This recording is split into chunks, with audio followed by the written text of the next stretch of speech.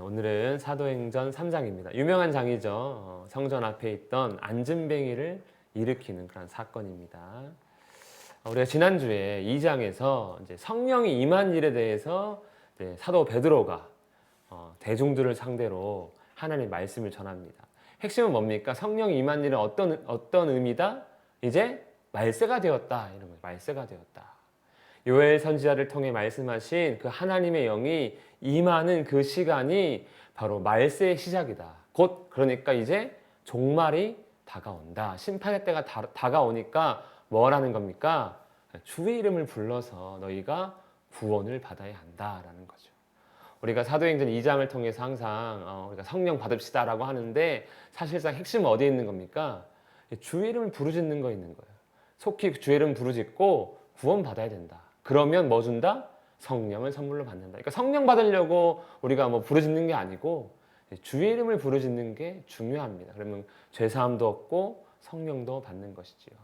이제 그 일이 일어난 것이죠. 그리고 이제 사도행전 전체적으로 볼 때 무슨 일을 해야 되는 겁니까? 다 주의 이름 부를 수 있도록 복음을 증거하는 거죠. 핵심은 그거죠. 뭐 사마리아가 됐든 땅끝이 됐든 어디가 됐든 그 사람들이 주의 이름 부르짖게 만드는 게 이제 전도고 복음이다라는 겁니다. 오늘 말씀을 시작합니다. 이제 제 9시 기도 시간에 9시면 이제 오후 3시입니다. 로마의 시간은 이제 우리 시간으로 따지면 새벽 6시, 아침 6시가 0시고 9시간이 지났기 때문에 오후 3시 기도 시간이에요. 이게 두 번째 기도 시간이라고 합니다. 오전에 한 번, 그래서 정오에는 안 하고요. 그다음에 3시, 그다음에 해질 때 한 번 이렇게 3번 한다는 설이 있더라고요. 오후 3시에 베드로와 요한이 성전에 올라가는데 누가 있습니까? 그 앞에 나면서부터 못 걷게 된 이를 사람들이 메고 오니. 그게 무슨 의미입니까? 제 9시가 어떤 시간이라는 거예요? 구걸하기 좋은 시간이라는 거예요. 그 시간에 맞춰서 데리고 온 거죠. 그래서 많은 사람들이 왕래할 때 구걸을 합니다. 특별히 성전에 들어가고 나오는 사람들의 마음이 얼마나 소위 은혜롭겠습니까? 그렇지 않습니까? 그러니까 이제 그 앞에서 이제 구걸을 하기 위해서 나왔는데 혼자 나왔습니까? 누가 데려다 줬습니까? 데려다 줬죠. 이거 볼 때 이제 약간 조직이 그렇죠. 그때도 다 조직이 있었구나. 이 사람이 거듭 혼자 설마 다 하겠습니까? 데리고 나온 사람 뭐 수수료를 줬든 삥을 뜯기든 그렇게 하겠죠. 그리고 근데 이는 보십시오. 성전에 들어가는 사람의 구걸하기 위해 날마다 그러니까 아예 딱 자기 자리가 있는 거죠. 미문이라는 성전에 두는 자다. 그러면서 안진뱅이가 구걸을 합니다. 요즘도 장애를 가지면 일을 하기가 어렵습니다. 그렇죠. 물론 정부에서 정책을 펴서 장애인에 대한 의무 고용을 얘기하지만 실제 지키는 기업은 거의 없죠. 심지어 정부기관도 지키지 않습니다. 몇 프로 이상 장애인 취업을 시켜줘야 되지만 그걸 어기고 그냥 과태료를 내는 게 더 많죠. 오늘날에도 장애가 있으면 취업이 어려운데 당시엔 어땠을까요? 이 사람들이 어떤 일을 해서 정상적으로 생활할 수 있을까요? 없을까요? 절대로 없습니다. 불가능합니다. 왜냐하면 장애가 있기 때문에. 장애 그 자체를 뭐로 여기니까 유대인들은 죄로 여기잖아요. 그럼 부정한 자예요. 죄인이에요. 자기 사업장에 둘 이유가 없는 거죠. 그러니까 우리 제자들이 예수님한테 물어보잖아요. 저 나면서부터 앞이 보이지 않는 맹인이 부모의 죄입니까? 본인의 죄입니까? 죄인이라는 거예요. 아예 그냥 장애가 있는 것 자체가. 그러니까 정상적인 생활이 어려우니까 할 수 있는 건 이거밖에 없는 거죠. 구걸이 그의 인생의 유일한 소망이 되는 것이죠. 그러니까 참 딱한 사람입니다. 딱한 사람. 그때 이제 베드로와 요한이 들어가는 겁니다. 이미 자리를 잡은 미문 앞 안증뱅이가 있는 거죠. 미문이라고 했는데 미문이라는 게 이제 아름다운 문. 예루살렘 성전에 들어가는 문이 여러 개가 있는데 가장 크고 화려한 문이 이 문이라고 합니다. 그래서 미문이라는 문 이름이 붙어 있습니다. 공부니까요. 예. 그래서 그 앞에 이제 구걸하는 안진뱅이를 베드로와 요한이 기도하러 들어갈 때 봅니다. 구걸하는 걸 달라는 거죠. 한 푼만 주세요. 이렇게. 우리 옛날에 한 푼 줍쇼 그러죠. 한 푼 줍쇼. 예. 요즘에는 한 푼 줍쇼라는 말 안 합니다. 거지들이. 울산에서는 제가 못 봤고요. 이제 서울 지하철에 가면 이제 많이 있죠. 그 앞 입구에나 많이 있습니다. 예, 서울이 잘 사는 동네인데 빈부격차가 더 심한 것 같아요. 베드로가 요한이 구걸하는 그 안진뱅이를 보고 주목합니다. 딱 째려보는 거죠. 눈을 똑바로 쳐다보고 말합니다. 우리를 보라. 이 구걸하는 안진뱅이가 어떤 마음으로 쳐다봤을까요? 우리를 보라 했으니까. 보통은 그냥 우리 이런 사람들이 길에 있으면 어떻게 하십니까? 그냥 우리도 그냥 뭐 안 보고 그냥 주고 가잖아요. 주고 가잖아요. 제가 서울을 떠나오면서 안 하는 행동이 안 하는 일이 생겼는데 장애인들이 이제 구걸하면 저는 무조건 1,000원씩 드렸거든요. 그냥 무조건. 제가 다치고 보니까 이게 굉장히 괴롭고 힘들더라고요. 그래서 없으면 가서 바꿔서라도 드리고 지나갔었어요. 예전에는 서울에 살 때는 그냥 종종 보니까. 우리를 보라 했는데 이 사람은 바라는 게 돈밖에 없잖아요. 어떤 재물에 관련된 거. 그러니까 탁 쳐다보면서 무엇을 얻을까? 뭡니까? 이 사람도 주목합니다. 서로 주목하는 거죠. 우리를 보라 하고 주목했고 뭘 줄까 하고 딱 주목을 합니다. 뭘 줬으면 좋을까요? 이 사람한테 최고 좋은 게. 이 사람이 바라는 최고 좋은 거. 돈이죠. 걷는 거는 포기했다니까요. 장애인들이, 저도 장애가 있지만 이거 시간 지나면 지날수록 이제 기대하지 않습니다. 포기합니다. 아니, 포기란 마음조차도 사라집니다. 그냥 일상이 되니까요. 베드로가 그 마음을 아는지 이렇게 얘기합니다. 은과 금은 내게 없거니와 하고 띄어쓰기를 딱 하면 이제 실망하는 거죠. 연속으로 얘기해야 빨리 실망 덜 할 텐데 은과 금은 내게 없거니와 하고 뜸을 들이면 군대열불에 이렇게 되겠죠. 내게 있는 이것을 너에게 주겠다. 이게 뭡니까? 이것? 걷는 거. 예. 그렇죠. 예. 나사렛 예수 그리스도의 이름을 주는 거죠. 이름. 그리고 걷습니다. 그런데 이제 우리 그리스도인의 소유에 대해서 사도 바울이 이렇게 쓴 게 있더라고요. 그러니까 우리는 예수 믿는 사람들은 사도들도 마찬가지지만요.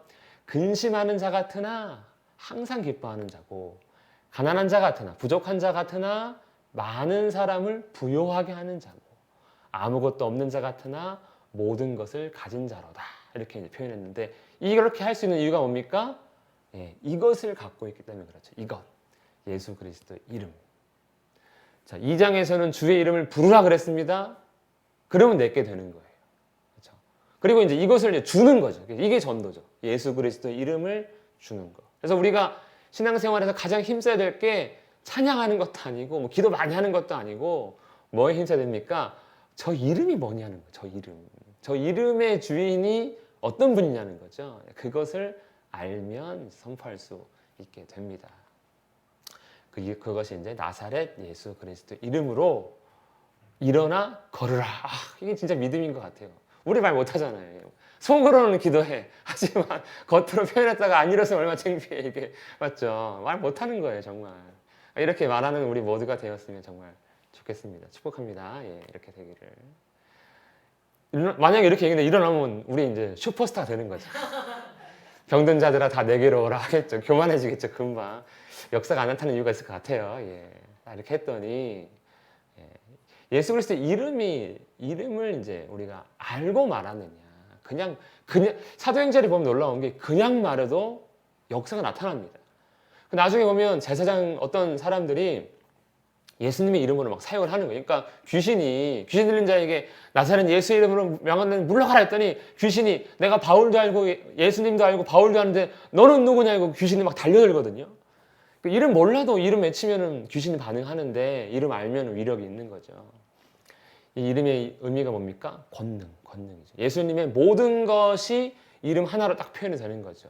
명함의 개념이 아닙니다. 우리 명함 딱 받으면 오 대단한 분이네 이런 느낌도 받지만 회사 이름 보고 직함 보면 여기서의 이름은 예전에 이제 우리 왕이 다스리던 조선시대, 우리는 지금은 그런 게 없으니까요. 왕이 다스리던 조선시대에 어인이 찍힌 문서 한 장을 가지고 다니면은 어떻습니까? 드라마 보면 예, 모든 사람이 내 아래에 있는 거죠. 뭐 때문에? 그 이름 하나 때문에. 이름 하나 때문에 있는 거죠. 그러니까 그렇게 왕이라는 개념을 깨달아야지만이 이분이 진짜 왕이시고 전능하시고 전지하시고 그럴 때 이제 온전한 믿음 가운데 이렇게 선포할 수 있겠죠. 그래서 우리는 예수님의 이름을 알아가기에 이제 힘써야 한다. 힘쓰고 계시죠? 예. 근데 이 안진뱅이가 선포했는데 본인은 안 믿잖아요. 그 본인이 이렇게 유명한 얼마 전에 50일 전에 죽은 사람인 거는 뭐 알 수 있겠지만 뭐 어떻게 앉아 있고 한 번도 걸어본 적이 없는 사람이잖아요. 말한다고 일어나집니까? 그러니까 베드로가 이제 안 믿고 있으니까 잡아서 확 일으킵니다. 그러니까 믿어서 이 사람이 회복된 건 아니고 권능이 선포되니까 그냥 무조건적으로 역사해 버린 거죠. 일으키니까 발과 발목이 곧 힘을 얻고 뛰어서서 걸으며 이게 기적이에요, 사실은. 우리 아기 태어나면 바로 뛰어서서 걸으면 어떻게 되는 겁니까? 걔 아픈 거죠. 예. 비정상적으로 태어난 겁니다. 한 번도 일어나 본 적이 없는 분명히 안진뱅이가 뛰고 서고 걸었다는 거예요. 서서 걷고 뛰어야 되는데 하여튼 뛰어서서 걸었다는 거예요. 굉장히 놀라운 상황인 거죠. 저도 이렇게 사람이 다쳐서 오래 누워 있어가지고 근육이 이렇게 점점 말라가면 소위 재활이라는 걸 거쳐야 됩니다. 그래서 최소 석 달, 뭐 100일 이 정도 거쳐야 이제 일상이 가능해지는 거예요. 저 다쳐가지고 연필도 못 잡았어요. 이 오른손으로는. 네, 너무 무거워서. 이게 딱 잡으면 덜덜덜 떨려요. 근육이 하나도 없으니까. 이 사람 평생 앉아있던 사람이 다리에 정말 근육이 있었겠습니까? 없었으니까 발과 발목에 힘을 근육이 붙었다는 거죠. 그러니까 이게 완전히 마른 뼈가 살아나는 환상처럼 완전히 회복된 거. 완전히. 얼마나 완전하냐면 한 번도 걷지 못한 사람이 뛸 정도로 완벽하게 치유가 되었습니다. 그러니까 예수님의 이름에 놀라운 권세를 보고 이 사람이 들어가면서 이제 하나님을 찬송합니다. 하나님께서 베푸신 은혜라고 인지를 한 거예요. 근데 누가 일으켰습니까? 베드로 요한을 이제 의지한 거죠. 그러니까 베드로 요한을 이제 최고로 여기고 하나님께 감사한 거. 하나님 베드로 요한 보내주셔서 감사합니다. 뭐 이렇게 되는 거죠. 그래가지고 이제 성전에서 막 뛰고 찬미하고 있으니까 사람들이 다 쳐다봅니다. 그리고 놀랍니다.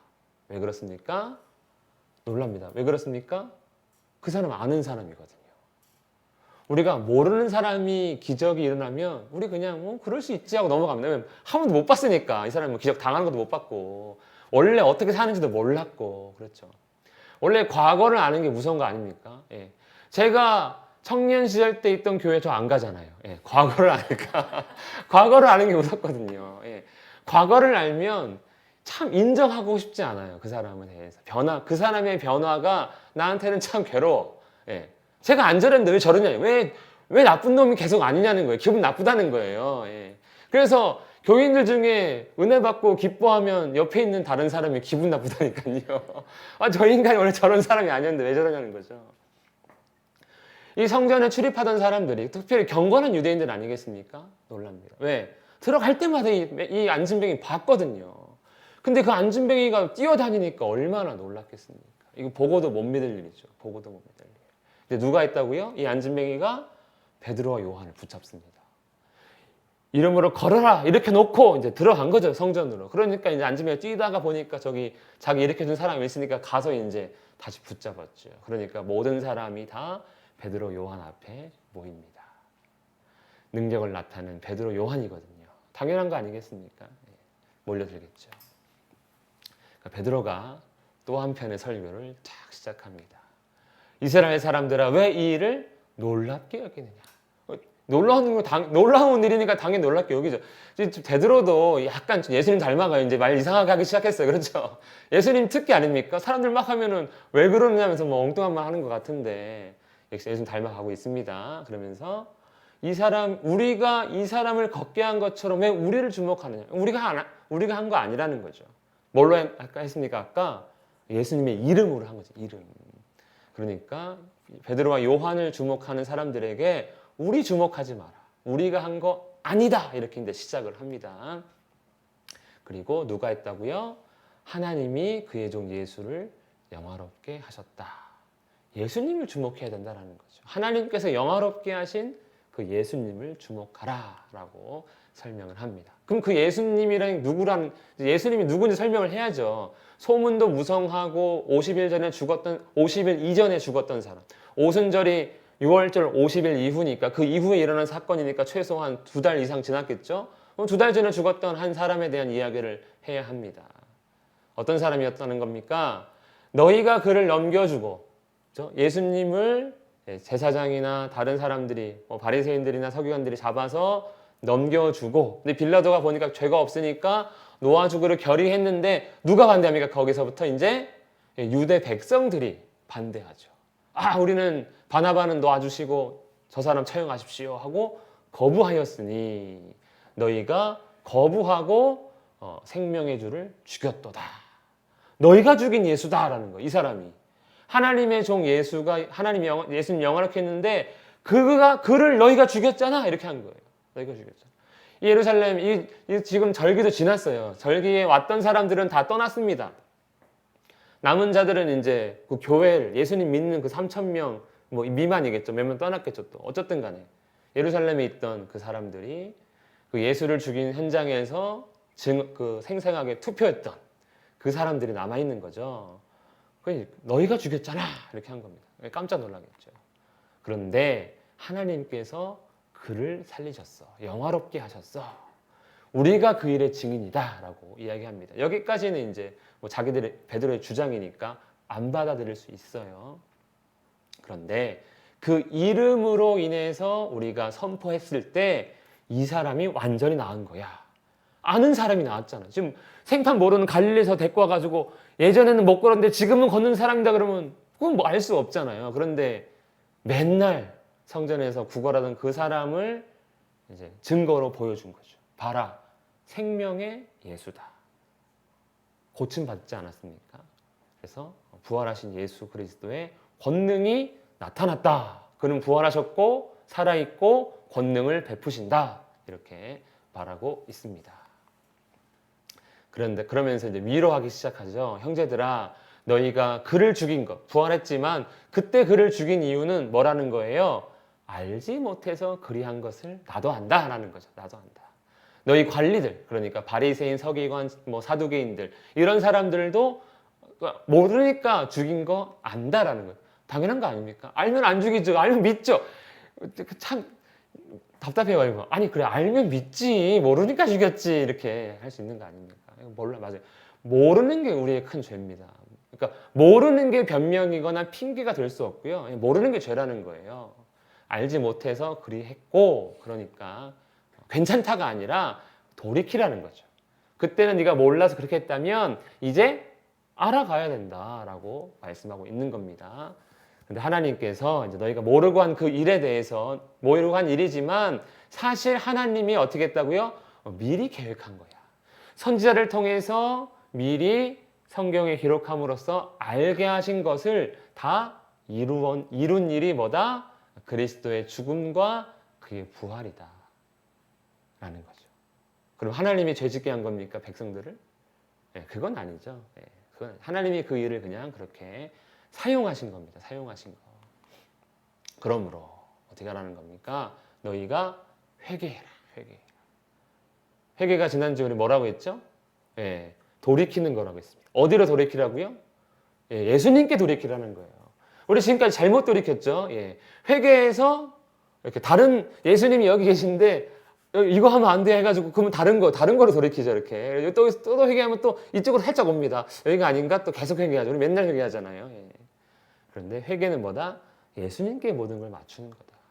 나의 구원, 나의 소망, 인생의 가장 중요한, 가장 가치 있는 것 다 예수 그리스도다. 이렇게 맞추는 거죠. 만약에 돈을 믿다가 회개했어. 그러니까 나도 돈 쓰면서 살아보니까 돈이 전부가 아니더라 하면서 딱 뭐로 회개합니까? 권세로 회개하죠. 권세로 또 잡아보니까 사람이 명예가 있어야 돼. 명예로 이제 회개하고 이거 다리 갖다리 합니다. 세상에서. 근데 그 방향이 아니고 예수께 회개해라. 이 사람들도 어디에 있었습니까? 삶의 방향이 이 사람들은 유대교 율법, 전통, 장로들의 전통 이런 게 있었죠. 그게 전부인 줄 알았습니다. 그게 가장 중요하다고 생각했지만 이제 그게 아니고 너희 무지했던 그 지식, 바로 예수께로 회개하고 이제 뭐해라? 이거 새롭게 되는 날을 얻어라. 구원의 날을 너희가 얻어라. 기쁨의 날을 얻어라. 예수님 죽이고 이제 너희가 죄인이었지만 이제 그에게 돌이키면 오히려 그가 용서해서 그로 인해 우리가 새롭게 되는 날이 얻게 될 거다. 새롭게 되는 날. 그는 구원의 날이고 그 구원을 깨달으면 기쁨의 날이 되겠죠. 고린도전서에서는 새로운 피조물이다라고 표현하는데 그것보다는 그냥 구원이다. 우리에게 새로운 구원의 날이 시작된다라고 합니다. 그리고 또 어떤 일이 일어나는가? 회개하면 새롭게 되는 날이 이르고요. 그리고 예정하신 그리스도가 오실 거다. 그러니까 회개하는 자에게 재림하실 예수 그리스도가 있다는 거죠. 구원의 주로 온다는 겁니다. 그래서 그 모든 것들이 다 만물을 회복하실 때까지는 하늘이 마땅히 그를 받아두리라. 얼마 전에 승천하셨거든요. 그러니까 지금 승천한 예수님을 증거하는 겁니다. 그가 지금 승천해서 하늘에 계신데 그가 다시 올 거야. 그리고 회개한 너희에게 은혜를 베푸실 거다. 구원을 베풀어 주실 것이다. 그러면서 지금까지 예수님 안 오시는 이유가 뭡니까? 그 권능의 이름 예수 그리스도의 이름으로 이제 하나씩 우리에게 은혜 베풀어 주시고 구원을 베푸시면서 회복의 약속을 주고 계신 거죠. 회복하진 않았습니다. 아직 임하지 않았어요. 하지만 약속하신 거죠. 약속. 구약도 다 그런 거 아닙니까? 구약의 모든 내용은 다 약속이에요. 그 누구도 약속을 보지 못했습니다. 이루지 못했습니다. 약속 보고 살다가 죽은 거예요. 근데 히브리서 11장에서는 뭐라고 말합니까? 그래, 그 약속 보고 믿은 자가 구원받은 자야. 그들이 다 소망 가운데 하나님 나라에 가는 거야. 이렇게 하는 거죠. 그래서 예수님이 우리 시대에는 안 와도 약속을 받아들이고 안 왔지만 온 것처럼 사는 거. 그게 이제 그리스도인이고 또 안 왔지만 그의 이름으로 사는 거. 원래 왕은 궁궐에 있는 거예요. 그렇죠? 왕은 밖으로 안 나옵니다. 물론 예수님 오시겠지만 왕이 밖으로 나올 때는 전쟁할 때 나오는 거죠. 예. 그리고 신하는 어떻게 됩니까? 이름 한 장만 딱 들고 나오면 돼요. 많은 필요 없습니다. 이렇게 명함 하나 받아가지고 하면 되죠. 예전에 보니까 집사님 그런 명함 하나 있으세요? 저 아랍의 왕이 준 명함. 제가 보니까 저 중동 국가의 아랍에미레이트나 이럴 때 왕족이 있잖아요. 그 왕족이 준 명함은 완전 다르대요. 그 명함 한 장만 있으면은 무조건 다 패스다고 합니다. 예수님의 이름이 그런 가치가 있다는 걸 우리가 모르잖아요. 그렇죠? 우리에게 주셨는데 꽁꽁 숨기기를 바빠요. 왜? 프리패스 안 당하고 오히려 모든 걸 다 비난과 요즘에는 다 욕을 많이 먹으니까 이거 꺼냈다가 이거 얼른 집어넣는. 그런데 예수님의 이름보다 다 회복시키는 그 놀라운 권능의 이름이다. 그러니까 너희도 돌아오기만 하면 예수님 죽인 일이 있을지라도 그가 너희를 회복한다라는 것이죠. 그러면서 그들이 좋아하는 모세를 붙입니다. 모세가 말하되 모세가 명령한 거다.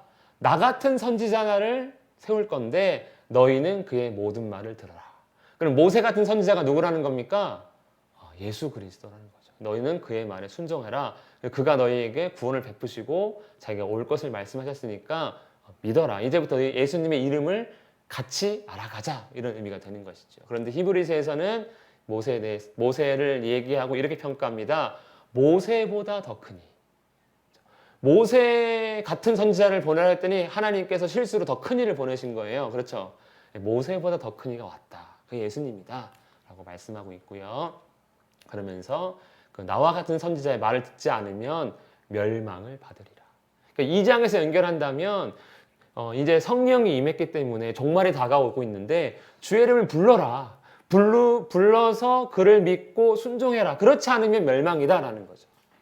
믿지 않으면 멸망당한다라는 겁니다. 그리고 사무엘 때부터 마지막 말라기 이상의 모든 선지자들이 말한 것도 다 뭐다? 예수 그리스도의 죽음과 부활을 가리킨 거고 그리고 그가 이제 메시아 그리스도임을 가리킨 거다. 이렇게 유대인들에게 말하고 있습니다. 그러니까 유대인들에게 말하니까 계속해서 구약의 배경으로 설명하는 거죠. 모세 같으니 사무엘부터 선지자들 하면서 구약 배경으로 계속해서 이야기합니다. 그러니까 우리는 사실 사도행전의 베드로의 초기 설교는 사실 우리가 유대교적 배경이 없으니까 사실 이해하기가 어렵죠. 그래서 그러니까 하지만 우리가 오랜 시간 신앙생활을 해서 교회에 익숙하면 사실 유대인 같은 존재 아닙니까? 예. 율법주의에 빠져가지고 메신데이지 와 그러고 막 이제 뭐 왜 안 했어 하면서 이제 마치 유대인들이 다른 사람 정죄하듯 교회 안에 그런 일들이 많은데 그건 아니라는 거죠. 예. 예수 그리스도를 이름을 아냐 모르느냐 그 이름을 부르짖느냐 아니냐 이게 이제 중요합니다. 그러면서 이제 너희는 관련 있는 자 없는 자 관련 있는 자라는 거예요. 너희는 선지자들의 자손 아니냐. 너희는 언약의 자손이다. 너희는 관련 있다. 누구랑요? 예수님이랑. 그리고 하나님께서 약속하신 그 아브라함의 씨, 그 씨를 통해 복받는다고 약속하셨다. 너희는 관계 있어. 라는 거예요. 그 약속이 누굽니까? 예수님이죠. 예수님에 대한 약속이 너희에게 있으니까 나는 관계 없는데 이게 아니고 너희가 모르던 그 내용들이 아니고 다 아는 내용인데 예수님인 줄로만 몰랐으니까 이제는 이제 믿고 예수님을 이제 소위 말하는 공부해서 같이 믿자 이렇게 되는 것이죠. 그러면서 예수님이 유대인에게 오신 이유가 딱 설명합니다. 하나님이 그 종을 세워 복 주시려고 너희에게 먼저 보냈다. 유대인들에게 1차적으로 보낸 이유가 뭐라는 거예요? 먼저 복 주려고. 아브라함과 계약했으니까 일단 아브라함을 통해 아브라함의 육체적 자손들에게 먼저 주려고. 첫 번째 복의 수혜자는 유대인이 되는 거죠. 이 사람들이 이제 복을 거부하니까 이 사도 바울이 유대인들이 거부하니까 이방을 향한다 하고 이제 왜냐면 이 사람들이 첫 번째면 이 사람이 안 받으면 끝이 아니고 그럼 패스죠. 줄을 쫙 서 있어요. 하나님이 줄을 세워놨죠. 이제 복음을 전할 순서를 세워놨죠. 근데 유대인이 아니었으니까 2번 넘어가고 3번 넘어가는 거죠. 그게 사마리아 그리고 온 유대 사마리아 그리고 땅끝까지 이렇게 가는 거 아닙니까? 그래서 먼저 복을 주시는데 그 복은 뭐다? 죄사함의 복이다. 악을 버리게 하는 복이다라는 겁니다. 그래서 예수 그리스도의 이름을 알아가면 악을 버리게 죄사함의 은혜를 받고 또 죄악을 버리는 그런 회개가 되는 거죠. 그러니까 회개는 단순히 하나님 잘못해서 용서해 주세요가 아니고 예수님을 알아가는 것. 우리가 세상을 알아가기를 원했다면 이제 예수님을 알아가기 원하는 것이 회개라고 할 수 있습니다. 이제 이렇게 이제 베드로가 설교를 탁 마칩니다. 아무 일도 일어나지 않았어요. 여기까지는. 자, 사도들이 그렇게 말하는데 참 감사하게도 그래서 제사장들과 성전 맡은 자와 사두개인들, 그러니까 예수님을 대적하던 사람들, 그리고 이제는 제자들을 대적해야 되네라고 판단한 사람들이 베드로의 설교를 탁 요약해 주네요. 감사하게도. 뭐라고 요약합니까? 예수 안에 죽은 자의 부활이 있다고 가르침을 싫어한다. 그러니까 베드로 설교의 핵심은 뭐예요? 부활의 예수. 부활의 예수고 예수 믿으면 부활한다예요. 거기에 소망이 있다는 거죠. 딱 희한한 사람들이 정리합니다. 요즘 이렇게 예수 안 믿는 세상 사람들 중에 뭐 성경을 번역해가지고 성경을 연구해가지고 그 도 멋있게 하는 도사 있죠. 올 선생. 이거 녹화가 돼서 유튜브에 올라가니까 그냥 이름 언급하면 이상하게 싫은데 어쨌든 간에 그런 사람들이 막 복음서를 막 주석을 하죠. 안 읽어봤습니다. 괜히 설득될까봐. 농담이고요. 분명 이상하게 했을 것 같아요. 그런데 이제 이 제사장들과 사두개인들이 베드로 설교 요약을 제대로 해놓네요. 부활, 죽은 자의 부활. 싫습니다. 하지만 이 부활의 설교를 듣고 그날 어떤 일이 일어납니까? 들은 사람 중에 믿는 자가 많으니. 여기서 한 번에 믿고 구원 얻었다가 아닙니다. 이제 회개해서 뭐 한다고요? 주님을 알아가기 시작하는 자가 많다는 거예요. 그 사람이 5천이나 되더라. 그러니까 예수님 사건, 그 십자가에 죽은 그 이 때문에 마음속에 뭔가 찜찜함이 있었는데 이 말씀 들으면서 우리에게 구원의 기회가 오는구나. 회개가 생기는구나 하면서 이제 항상 성전을 찾는 이 사람들이 예수께 하나님의 보내신 자가 예수님이니까 원래 자기들도 하나님 믿고 살려고 노력했던 사람들 아닙니까? 그런데 이제 딱 예수 그리스도를 중보자로 해서 백성과 하나님 사이에 예수님을 알아가게 되는 거죠. 그래서 그 이름을 부르기 위한 준비가 된 사람들 몇 명? 5천 명. 안진뱅이를 일으켰기 때문에 예수님의 그 부활, 생명의 이름이라고 온전히 증거가 됩니다. 그래서 아는 사람이 은혜 받는 게 둘 중 하나네요. 이제 보니까 정말 짜증나든가 아니면 와 놀래서 나도 은혜 받길 원하든가 둘 중 하나 같습니다. 오늘은 여기까지 하겠습니다.